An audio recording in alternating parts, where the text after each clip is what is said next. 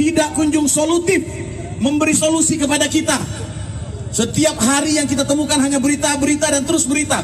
Dan berita yang kita dengarkan hanya terus kenaikan level-level PPKM. Kita katakan hu kepada pemerintahan model itu. Kita katakan back kepada mereka yang tidak menerima kita. Saudara-saudara sekalian, kami akan menyampaikan poin-poin tuntutan kami di tempat ini. Tadi kita diminta untuk masuk ke dalam, ya, perwakilan saja. Tapi sumpah bakti kami semua yang datang di tempat ini telah dipersaudarakan oleh alam semesta. Tidak akan mungkin kami masuk ke dalam kecuali semua masuk ke dalam. Saya sebagai Korlap yang bertanggung jawab di tempat ini bersama seluruh panglima yang hadir, kami tidak akan pernah mau dibujuk untuk masuk ke dalam. Biar orang susah senang sama-sama di tempat ini. Kita akan masuk. Ya, kita tidak mungkin membuang-buang waktu di tempat ini. Dan jangan-jangan ini bagian dari strategi membuang-buang waktu kita di sini. Sehingga apa yang menjadi poin-poin tuntutan kita hanya akan hilang dan semu. Sehingga pada hari ini kami datang ke tempat ini. Yang pertama, ya, perjuangan besar kami adalah hentikan PPKM yang tidak berpihak kepada rakyat ini. Yang kedua, negara berhentilah menjadi teroris dengan menekan rakyat, ya, memaksa rakyat harus divaksin. Di negara yang merdeka ini saya katakan, biarkan rakyat merdeka mau divaksin atau tidak. Jangan kalian paksakan, Bapak Ibu yang terhormat, ya.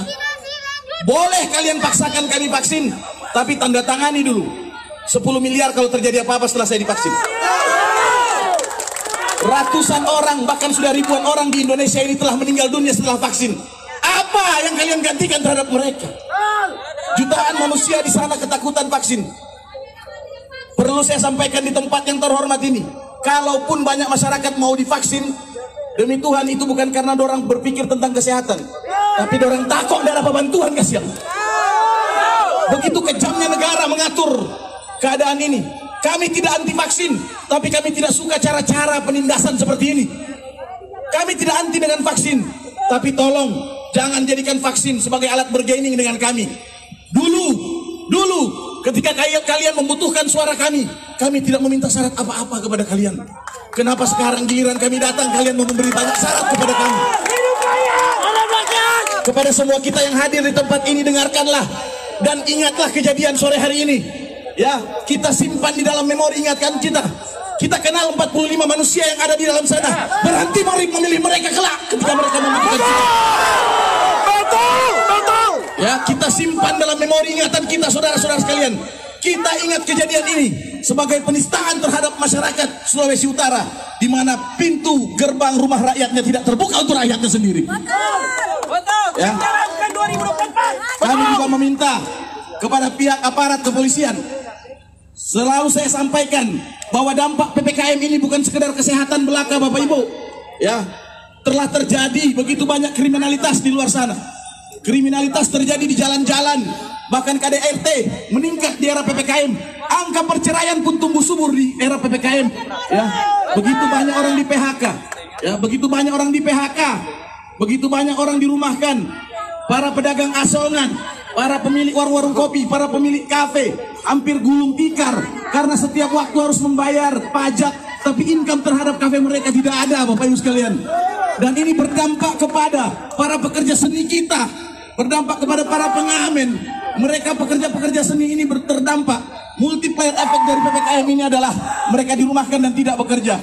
Ironisnya, negara tidak memberikan solusi apa-apa ketika kami mengunci diri di dalam rumah. Negara tidak hadir sedikit pun untuk membantu kami. Ini sangat miris, ya, sangat miris. Triliunan uang di Sulawesi Utara ini, triliunan uang di Sulawesi Utara ini. Kenapa hanya berfokus pada hal-hal infrastruktur belaka?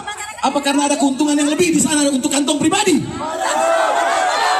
Bapak Ibu yang terhormat, Bapak Ibu yang terhormat, di belakang rumah saya ada seorang janda tua yang menghidupi anaknya 3. Di sebelah kiri kanan saya banyak orang-orang tua yang sekarang melarat, yang hanya berharap dari gaji anaknya, sementara anaknya telah dirumahkan karena tidak lagi bekerja. Apa solusi kalian terhadap kami yang tertindas hari ini? Ya, bahkan kami sekarang ini pun, ini ada aturan paling nyeleneh sepanjang sejarah Republik ini berdiri. Ya, masa orang masuk ke swalayan mesti pakai kartu vaksin? Ya, kepada Pak Kepolisian, Pak Kapolda, saya memberi satu informasi kepada Bapak bahwa telah terbentuknya sindikat mafia VCR di Sulawesi Utara ini, di mana untuk ngurus VCR ada kelas silver, gold, dan platinum. Siapa yang kira orang ini nasabah bank yang mesti pakai plat-plat segala rupa? Pak Jokowi sudah bilang 450.000 sampai 500.000 rupiah. Tolong sama ratakan harga itu. Jangan bagi orang kaya yang bayar 2 juta langsung dapat VCR. Kami yang susah 450.000 satu bulan, 1 minggu, 3 hari baru dapat. Tolong disamaratakan semua ini. Bapak Ibu, kami datang di tempat ini untuk mengetuk nurani kalian sebagai pemerintahan yang sah. Tidak ada sedikit pun agenda kami datang ke tempat ini untuk membuat kerusuhan, untuk membatalkan atau untuk menduduki kantor DPR ini, atau bahkan untuk kudeta dan makar dan seterusnya. Kami datang hari ini sebagai bentuk PPKM level 1. Yang apa-apa mau tidak terima Pak orang. Karena memang ini baru level 1. Orang ingatkan nih, ini level 1. Level kedua saya pastikan gelombang rakyat akan 2 kali lipat lebih banyak dari ini akan datang ke tempat ini. Bila gelombang kedua tidak didengarkan, maka kami akan datang dengan PPKM level 3, ya. Maka akan datang 3 kali gelombang lebih besar. Dan terakhir level 4 sebagaimana ngoni ada bikin tong iko ngoni pemau. PPKM level 4 akan turun kembali ke jalan. Tapi tidak lagi berbicara tentang negosiasi. Kedatangan itu adalah revolusi untuk menurunkan pemerintahan. Karena sudah tirani dan tidak lagi berpihak kepada kami. Kepada sahabat-sahabat kami yang ada di gedung terhormat ini, lambaikan tangan buat gedung yang hebat ini. Selamat jalan teman-teman. Semoga selamat sampai tujuan ya teman-teman. Yang sedang reses ya, yang sedang berebut dana reses, silakan berjuang di sana. Kami setelah ini akan pergi beranjak ke gedung Gubernur Sulawesi Utara untuk menyampaikan poin-poin tuntutan kami. Kepada bapak-bapak dan ibu-ibu, kami memohon maaf kepada bapak polisi, ya, kepada aparat kepolisian, TNI Polri yang ada di tempat ini, TNI Angkatan Darat, Angkatan Laut, Angkatan Udara yang hadir di tempat ini. Maafkan jika kemudian kedatangan kami ini mengganggu jam istirahat kalian, bapak ibu sekalian. Ya, perlu saya sampaikan bahwa di luar sana telah banyak orang yang mati sia-sia, telah banyak orang yang tidak bisa lagi tidur siang karena kesulitan. Kita dipaksa diam di rumah, sementara kita ditagih tagihan listrik setiap bulan. Kita dipaksa diam di rumah, tapi kita harus membayar tagihan air setiap bulan. Popok buat anak, belum lagi bini pemau, banyak sekali kebutuhan perempuan di sana. Ya. Kesulitan melanda keadaan ini, sementara kalian tidak memberi solusi apa-apa kepada kami. Iya ya, itu santai. Iya itu santai. Iya itu santai. Takbir.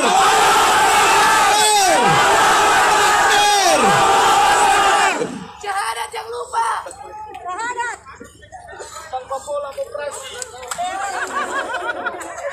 Jangan mau ketawa kalau kita bicara. Kita cuma mau tanya.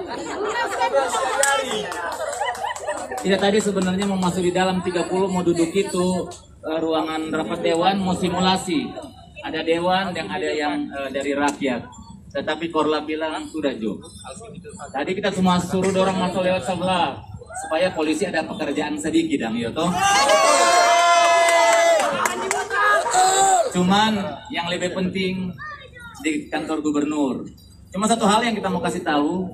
Mau tanya kepada saudara-saudara, apakah pemerintah saat ini gagal atau berhasil? Sekali lagi, apakah pemerintah saat ini di bawah pimpinan Jokowi gagal atau berhasil?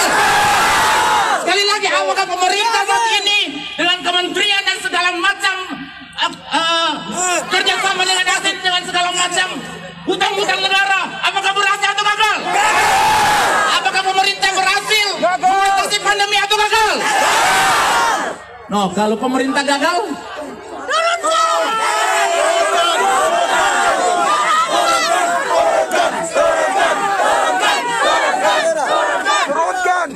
sekali lagi kita kasih tahu, kalau Pak Tentara, Pak Polisi, Dewan, ASN, gaji cuma dapat 25%, pasti ngoni akan ikut demo yang dorong untuk hapuskan PPKM, hapuskan pandemi. Betul nggak? Mau coba? Ini rakyat kehilangan pekerjaan. Para pengusaha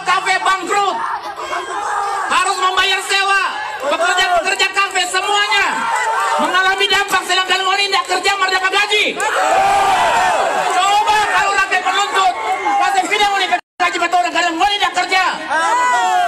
Rakyat sudah kerja tapi penghasilannya sangat minim. So satu hari bekerja, mau duduk di rumah, jadi mau suka PPKM terus berlanjut.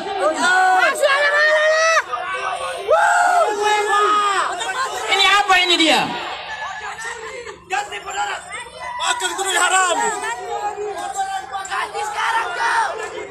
Rakyat harus tahu ya, kita akan class action, kita akan turun bergelombang. Itu janji kami. Janji kami. Ini hanya pemanasan. Ini hanya pemanasan. Ormas kami belum turun kasih turun. Orang belum turun karena ormas. Ini hanya yang terdampak. Orang akan turun dengan full kekuatan ormas nanti. Orang tahu jumlah aparat di sini berapa banyak.